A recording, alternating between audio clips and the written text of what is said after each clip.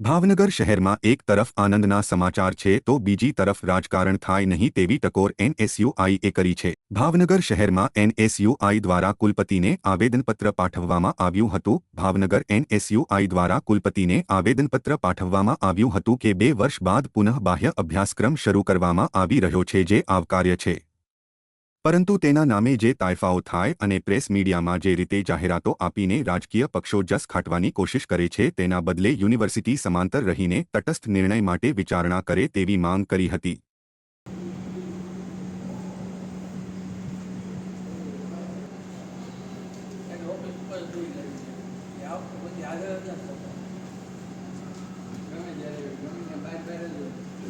એનએસયુએ પણ પૂર્વ પ્રદેશ પ્રમુખથી ચાલુ પ્રદેશ પ્રમુખે રજૂઆત કરી હતી। તો અમારી બીજી માંગણી એવી છે કે ખાસ કરીને તમે યુનિવર્સિટીને રાજકીય અખાડો ન બનાવો।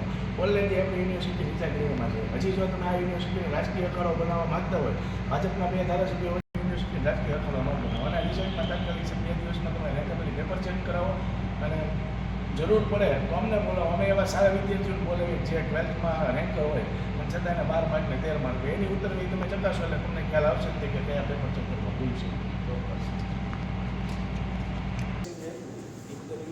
આભાર ઘણા ગ્રેસિંગમાં ખાસ કરીને વિદ્યાર્થીઓને ફાયદો થયો છે, એટલે આમાં એવું જોવા મળે છે આપણે કે આમાં કાયદેસર પેપર ચેક કરવાનું ભૂલ છે। તમારી એ માંગણી છે યુનિવર્સિટી દ્વારા બધા વિદ્યાર્થીઓને ફ્રી રિએસેસમેન્ટ આપવા વગર મળ્યું।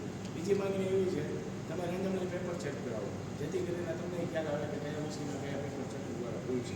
અને ગિરિરાજસિંહવાળા પ્રદેશ મહામંત્રી ગુજરાત યુનિવર્સિટી ખાસ કરીને એનએસયુએ દ્વારા અત્યારે 2 વિષય ઉપર રજૂઆત કરવામાં આવી છે। અમારા પ્રમુખ એનએસયુએ પ્રમુખશ્રીને ધ્યાને આવ્યું કે જ્યારે ગ્રેસિંગ આપવામાં આવ્યું છે પહેલા સેમમાં છતાં પણ ઘણા વિદ્યાર્થીઓ ફેલ છે, એટલે એનએસયુની પહેલાં પણ માંગણી હતી ને આજે પણ માંગણી હતી કે આમાં ક્યાંક ને ક્યાંક પેપર જોવામાં ભૂલ થઈ જાય, એટલે ફરીથી પેપર ચેક કરવામાં આવે ને નવેસરથી રિઝલ્ટ। જ્યારે બીજો મુદ્દો અમારો એવો છે કે બાહ્ય અભ્યાસક્રમ વિભાગ શરૂ કરવાની રજૂઆત અમારા એનએસયુના પ્રદેશ પ્રમુખથી લઈને કોંગ્રેસના પ્રદેશના નેતાઓ દ્વારા કરવામાં આવી હતી, છતાં પણ માત્ર ભાજપને અને ભાજપના એક ધારાસભ્યને લાભ અપાવવા માટે યુનિવર્સિટી દ્વારા સતત 2 દિવસથી ખોટી પ્રશ્ન કરવામાં આવે છે તે બંધ કરવામાં આવે। બાહ્ય અભ્યાસક્રમ ચાલુ કરવામાં આવ્યો તે અભિનંદનને પાત્ર છે, પણ માત્ર એક ભાજપને લાભ અપાવવા માટે જો યુનિવર્સિટી દ્વારા આવી પ્રેસ મેટર કરવામાં આવતી હોય તો આ કંઈ રાજકીય અખાડો છે નહીં। આ બાબતે એનએસયુએ ઉગ્રથી ઉગ્ર આંદોલન કરશે।